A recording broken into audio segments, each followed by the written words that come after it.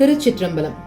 பொன்னும் மெய்ப்பொருளும் தருவானை, போகமும் திருவும் புணர்ப்பானை, பின்னை என் பிழையை பொறுப்பானை, பிழையலாம் தவிர பணிப்பானை, இன்ன தன்மையன் என்றறிவுன்னா எம்மானை, அழிவந்த பிரானை, அன்னம் வைகும் வயல் பழனத்து அணி, ஆரூரானை மறக்கலுமாமே. ஆரூரா தியாகேசா. திருச்சிற்றம்பலம். எல்லோருக்கும் வணக்கம். நம்மளுடைய திருஞான சம்பந்தருடைய தொடர் பதிவுல இன்னைக்கு 2வது நாள். இந்த நாள் நம்ம நேத்தி பார்த்த ஞான சம்பந்தருடைய வரலாற்றுடைய தொடர்பை தான் பார்க்க போறோம். நேத்திக்கு நம்ம முக்கியமான 3 ஸ்தலங்களை பார்த்திருந்தோம். அதாவது சீர்காழி, திருக்கோலக்கா, திருநனிப்பள்ளி, இப்படி 3 ஸ்தலங்களை பார்த்திருந்தோம். இன்னைக்கு நனிப்பள்ளிக்கு அடுத்து ஞான சம்பந்தருடைய வாழ்க்கையில தொடர்ச்சியா இருக்க போற அடுத்த 3 ஸ்தலங்களை பார்க்க போறோம். ஏன்னா அவருடைய வாழ்க்கை வரலாறு அப்படின்றது ரொம்ப விஸ்தாரமா சேக்கிழார் பெருமான் கொடுத்திருக்கார். அதுல நம்மளால எல்லாம் பார்க்க முடியல அப்படின்னாலும் முக்கியமான ஸ்தலங்களை பார்க்க போறோம். இன்னைக்கு பார்க்கக்கூடிய முக்கியமான ஸ்தலங்கள் 3ல பூலோக கைலாசத்துடைய தரிசனத்தை இன்னைக்கு நம்ம பார்க்க போறோம். சிதம்பரம் அப்படின்றதுதான் பூலோக கைலாசம் அப்படின்னு அழைக்கக்கூடிய க்ஷேத்திரம். சைவத்துல பார்த்தோம் அப்படின்னா 2 ஸ்தலங்கள் முக்கியமா பூலோக கைலாசம்னு சொல்லுவா. அதுல 1 சிதம்பரம், தில்லைன்னு அழைக்கக்கூடிய ஸ்தலம். 2வது திருவாரூர், ஆரூர் பெருமான், அதாவது தியாகராஜா இருக்கக்கூடிய க்ஷேத்திரம். அதுவும் பூலோக கைலாசம் அப்படின்னு அழைக்கக்கூடிய 2 க்ஷேத்திரங்கள். இதுல ஞான சம்பந்தர் நடராஜ பெருமான தரிசனம் பண்ணதான் இன்னைக்கு நம்ம பார்க்க போறோம். திருஞான சம்பந்தர் எப்படி நடராஜ பெருமான தரிசிச்சார் அப்படின்ற பார்த்து அதுக்கப்புறம் இன்னும் 2 முக்கியமான ஸ்தலங்களையும் நம்ம பார்க்க போறோம். இப்போ ஞான சம்பந்தர் சிதம்பரத்துக்கு வரணும்னு ஆசைப்படுறார். ஏன்னா நம்மளுடைய நேத்தி பதிவுல நம்ம எங்க முடிச்சிருந்தோம் அப்படின்னா நனிப்பள்ளியில முடிச்சிருந்தோம் இல்லையா. இந்த நனிப்பள்ளிக்கு அப்புறம் ஞான சம்பந்தர் சீர்காழிக்கு தான் போறார். சீர்காழிக்கு போய் அங்க அப்பா அம்மாவோட இருந்துட்டு சீர்காழியில இருக்கிற தோணியப்பர், சிவபெருமானுடைய திருப்பெயர் தோணியப்பர் தான், அவரை தரிசிச்சுட்டு அங்க இருக்கார். இப்படி சீர்காழியில இருந்துட்டே அவர் பக்கத்துல இருக்கிற சிவன் கோயில் எல்லாத்துக்கும் ஸ்தல யாத்திரை மாதிரி போயிட்டு வர்றார். இப்படி போயிட்டு அவர் வந்துட்டு இருக்கும்போது ஒரு நாள் அவருக்கு என்ன ஆகுது அப்படின்னா சிதம்பரத்தை பார்க்கணும். ஏன்னா சைவத்துல வர எல்லாருக்குமே நடராஜாவை ஒரு தடவையாவது கண்குளிர பாத்திர மாட்டோமா அப்படின்ற ஆவல் கண்டிப்பா இருக்கும். அதை போய் பார்த்து அனுபவிச்சவங்க உணரக்கூடிய விஷயம். அதனால மனுஷால் இவாளுக்கே இப்படி இருக்கு அப்படின்னா ஞான சம்பந்தர் சாக்ஷாத் சுவாமியுடைய பூரண அனுகிரகம் கொண்டு பிறந்தவர். அப்ப அவருக்கு அதனுடைய ஆவல் ஜாஸ்தியா வருது. தில்லையில நடராஜா எப்படி இருப்பார் அப்படின்னு அவருக்கு பார்க்கணும்னு ஆசை சீர்காழில இருந்து கிளம்புற சில சிவஸ்தலங்களை பார்த்துட்டே போயிட்டே இருக்கார். சிதம்பரத்தை நோக்கி கிளம்பி போறார். இப்படி அவர் கிளம்பி போகும்போது ஞான சம்பந்தருடைய வாழ்க்கையில நிறைய நாயன்மார்கள் தொடர்புல வருவாங்க. அதுல ஒரு முக்கியமானவர் திருநீலகண்ட யாழ்ப்பாணர் அப்படின்னு அவருடைய பேர். ஏன்னா திருநீலகண்டர் அப்படின்ற பேர்ல 63 நாயன்மார்கள்ல 2 பேர் இருப்பாங்க. ஒருத்தர் குயவனார், இன்னொருத்தர் யாழ்ப்பாணர். பாணர் அப்படின்னாலே பாடக்கூடிய பரம்பரையில நல்லா அவங்க ராகம் தப்பாம அழகா பாடக்கூடிய பரம்பரையில வரக்கூடியவர்கள். இதுதான் யாழ்ப்பாணர். யாழ மீட்டி அழகா பாடுவார். அதனாலதான் திருநீலகண்ட யாழ்ப்பாணர் அப்படின்னு அவர் பேரு. அவருடைய மனைவி மதங்க சுல்லாமணி. இப்படி 2 பேரும் சிவபெருமான் பேர்ல அதீதமான அன்பு கொண்டவர்கள். இப்படி இவர் ஞான சம்பந்தர் தில்லைய நோக்கி போறார். ஆனா போற வழியில இருக்கிற எல்லா சிவஸ்தலங்களையும் பார்த்துட்டே போறார். இப்பதான் ஞான சம்பந்தருக்கு திருநீலகண்ட யாழ்ப்பாணரையும் அவருடைய மனைவியையும் பார்க்கிற பாக்கியம் கிடைக்கிறது. ஞான சம்பந்தருக்கும் சரி யாழ்ப்பாணருக்கும் சரி ரொம்ப சந்தோஷம். ஞான சம்பந்தர் பாட திருநீலகண்ட யாழ்ப்பாணர் அதை யாழ்ல மீட்டி வாசிக்க பார்க்கிற சிவனடியார்கள் எல்லாருக்கும் பரம சந்தோஷம். அதை விட இதெல்லாம் கேட்டுட்டு உட்கார்ந்து இருக்கானே சுவாமி, அவனுக்கு அதை விட சந்தோஷம். ஏன்னா அவனுடைய அடியார்கள்லாம் ஒன்னா சேரும் பொழுது, அவனை குறிச்சு எல்லாரும் ஒன்னா சேர்ந்து பாடும்பொழுது அவன் ரொம்ப ரசிச்சு கேட்பானாம். சுவாமி அப்படி ரசிச்சு கேட்கிறார். ஞான சம்பந்தருடைய குரல் வளமும் நீலகண்ட யாழ்ப்பாணருடைய யாழ் இசையையும் அப்படி அவர் தொடர்ந்து கேட்டு இருக்கார். இப்படி அவர் பல ஸ்தலங்களுக்கு போயிட்டே இருக்கிறவர் சிதம்பரத்தை நோக்கி வரப்போறார். சிதம்பரத்துக்கு வெளியே இருக்கிற ஸ்தலங்கள் அதையும் பார்க்கிறார். அதையும் பார்த்து முடிச்சு திருவேட்களம் அப்படின்னு ஒரு முக்கியமான ஸ்தலம் உண்டு. அங்க சுவாமி அர்ஜுனனுக்கு பாசுபதாஸ்திரம் கொடுத்ததா ஸ்தல வரலாறு. அதையும் தரிசிச்சுட்டு சிதம்பரத்துடைய வாயிற் பக்கம் போக போறார். சிதம்பரத்துல பார்த்தோம் அப்படின்னு சொன்னா 4 கோபுரங்கள் உண்டு. சைவ சமயத்துல முக்கியமா இருக்கிற ஆச்சாரியர்கள் 4 பேர். திருஞான சம்பந்தர், திருநாவுக்கரசர், சுந்தரமூர்த்தி சுவாமிகள், மாணிக்கவாசகர். இந்த 4 பேரும் சிதம்பரத்துல இருக்கிற 4 கோபுரங்கள் வழியா உள்ள போய் சிவபெருமானதை தரிசிச்சதா வரலாறு இருக்கு. அதுல ஞான சம்பந்தர் தெற்கு பக்கம் வாயில் வழியா தான் உள்ள நுழையிறார். நடராஜாவுமே தெற்கு திசையை தான் பார்த்துட்டு இருப்பார். ஞான சம்பந்தர் அதே வாயில் வழியா உள்ள நுழையிறார். சேக்கிழார் பெருமான் இந்த வர்ணனைய ரொம்ப அழகா கொடுத்திருப்பார் பெரிய புராணத்துல. இப்படி அவர் உள்ள நுழையும் பொழுது நடராஜாவை நினைச்சுட்டே நுழையிறார்.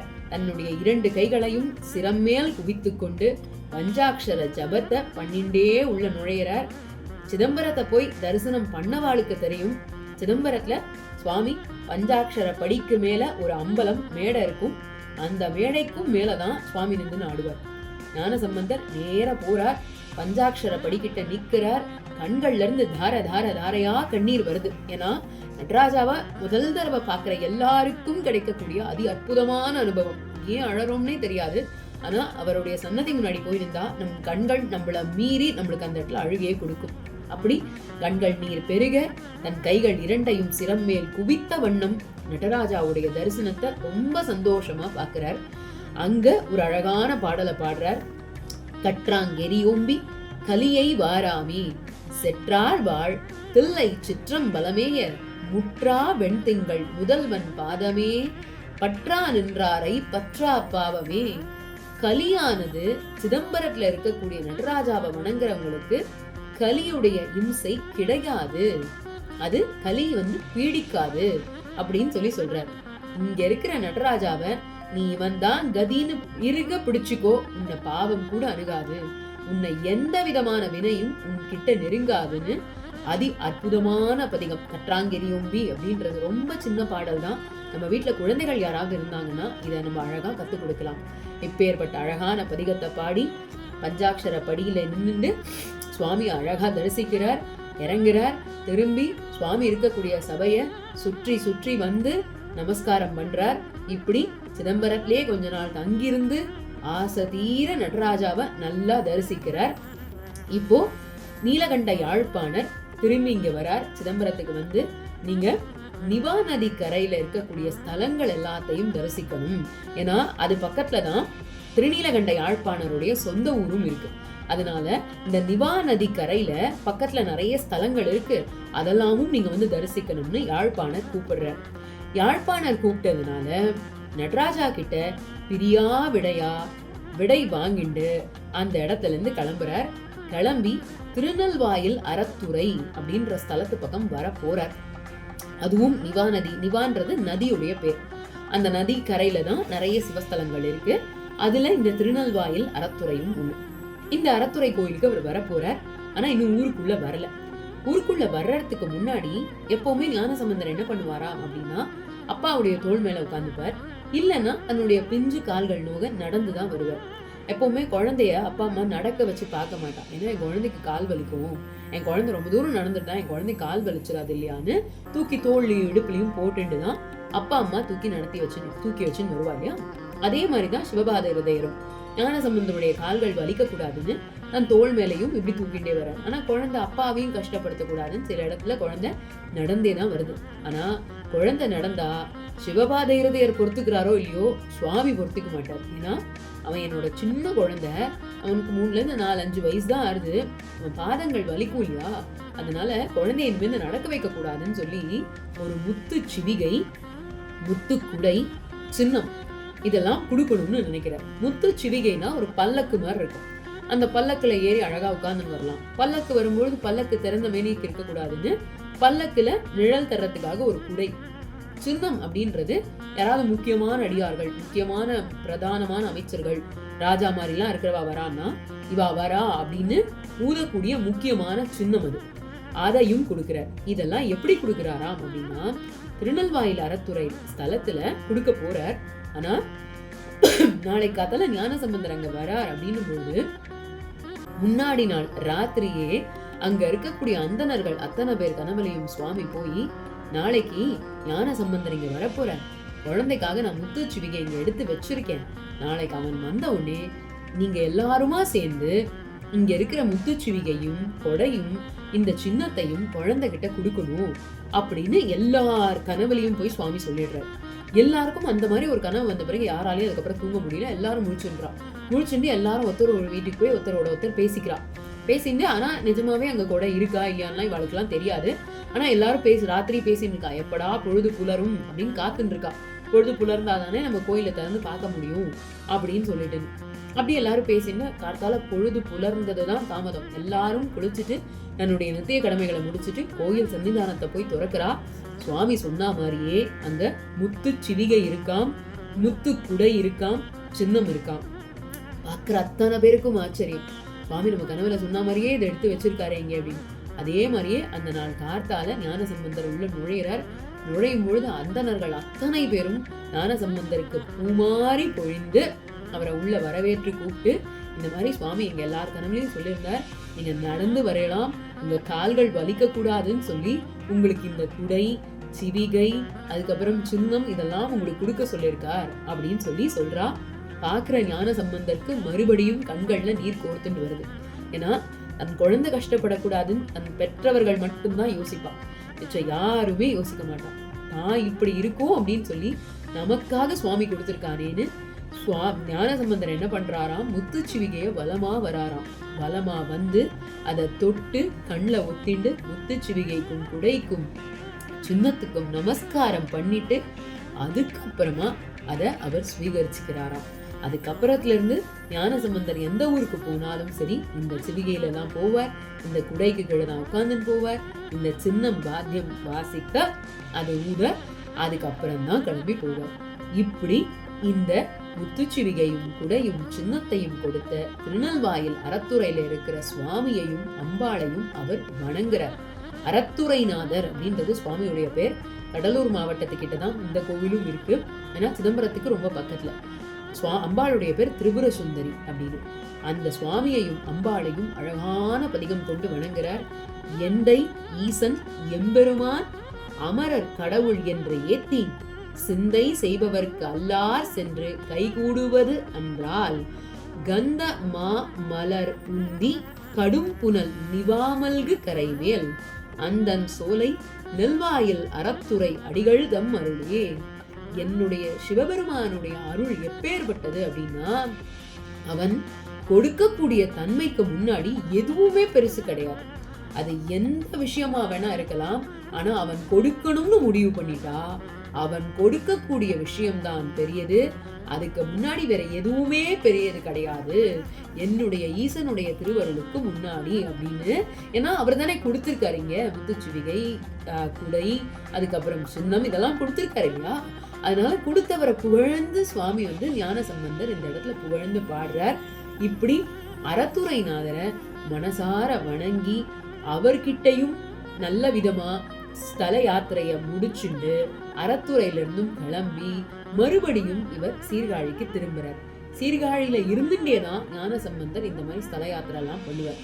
இப்படி சிவனடியார்களோடையும் அப்பாவோடையும் சேர்ந்து பக்கத்துல எல்லா கோயிலையும் பார்த்துன்னு திருப்பி ஞான சம்பந்தர் சீர்காழிக்கு திரும்பியிருக்கார். சீர்காழிக்கு திரும்பினோடனே இவர் அந்தனர் குடும்பத்துல பிறந்ததுனால அவருக்கு முப்புரி நூல் அணிவிக்கும் சடங்கு, பூணல் போடக்கூடிய சடங்கு அதை நடத்தணும்னு நினைச்சு அப்பாவும் அம்மாவும் சேர்ந்து அதற்கு உண்டான வைதிக கர்மாக்கள் எல்லாத்தையும் நல்லபடியா தொடங்கி ஞான சம்பந்தருக்கு பூணல் போடுவிக்கும் சடங்க நல்லபடியா நடத்துறா. அவருக்கு இந்த வைதிக கர்மாவை நடத்தி வைப்பதற்காக நிறைய அந்தணர்கள் வந்திருக்காங்க. அவருக்கு அழகா இந்த பூணல் போடக்கூடிய சடங்கையும் நல்லபடியா நடத்தி வைக்க அந்த வைதிக சடங்கை நடத்தின்னு இருக்கும் பொழுது கூட அதுல அவருக்கு அந்த வேதம் படித்த அந்தணர்கள் அவர்களுக்கு வரக்கூடிய சந்தேகத்தை கூட ஞான சம்பந்தர் தீர்த்து வைக்கிறாராம். ஞான சம்பந்தரே குழந்தை, அந்த குழந்தைக்குதான் பூணல் போட்டு வைக்கிறதுக்காக வேதம் படித்த அந்தணர்கள்லாம் வந்திருக்கா. ஆனா அவளுக்கே சந்தேகம்னு இந்த குழந்தை தீர்த்து வைக்கிறதாம்.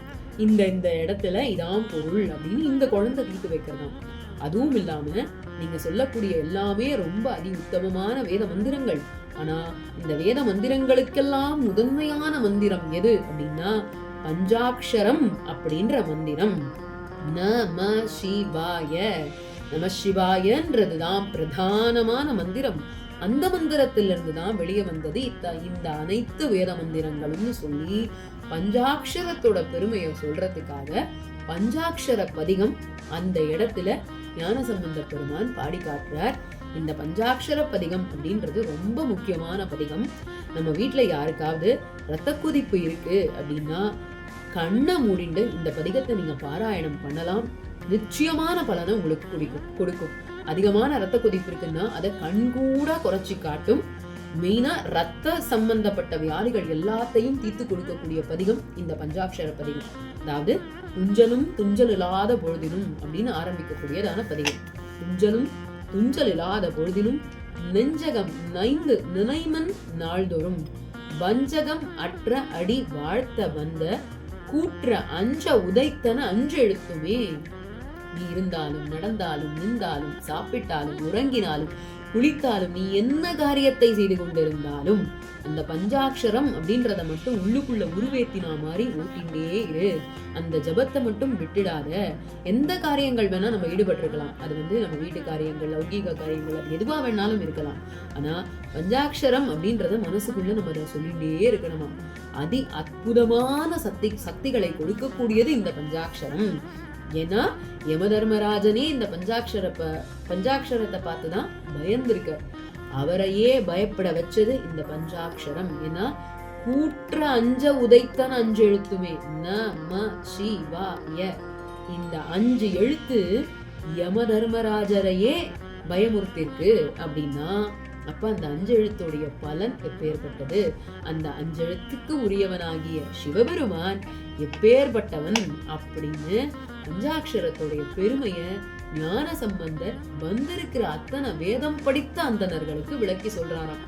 அதனாலதான் அவர் ஞான சம்பந்தர்னு பேர் வாங்கினார். இதெல்லாம் பண்ணும்போது அவருக்கு 4 6 7 வயசுக்குள்ளதான் இருக்கும். சுவாமியுடைய பரிபூர்ணமான அனுகிரகம், அம்பாளுடைய பரிபூர்ணமான கிருப்பை ஞான சம்பந்தர் இவ்வளவுத்தையும் செய்யறார். ஆக மொத்தம் இன்னைக்கு நம்ம 3 ஸ்தலங்களை பத்தி பார்த்திருக்கோம். சிதம்பரம் தில்லையில இருக்கக்கூடிய நடராஜாவை ஞான சம்பந்தர் எப்படி தரிசிச்சார் அப்படின்றத பார்த்தோம். திருநெல்வாயில் அறத்துறை ஸ்தலத்தை பத்தி பார்த்திருக்கோம். அதுக்கப்புறம் சீர்காழிக்கு திரும்பின ஞான சம்பந்தர் பஞ்சாட்சர பதிகத்தை எப்படி பாடினார் அப்படின்றத பத்தி பார்த்திருக்கோம். மீண்டும் நாளை இன்னொரு நல்ல பதிவுல சந்திக்கலாம். இதுல ஏதாவது நல்லது இருந்தது அப்படின்னா அது என்னுடைய திருவாரூர் தியாகராஜன் கொடுத்த திருவருளை தவிர வேற எதுவுமே கிடையாது. இதுல ஏதாவது குற்றம் குறைகள் இருப்பின் அடியேனை மன்னிக்கவும். திருச்சிற்றம்பலம். நன்றி, வணக்கம்.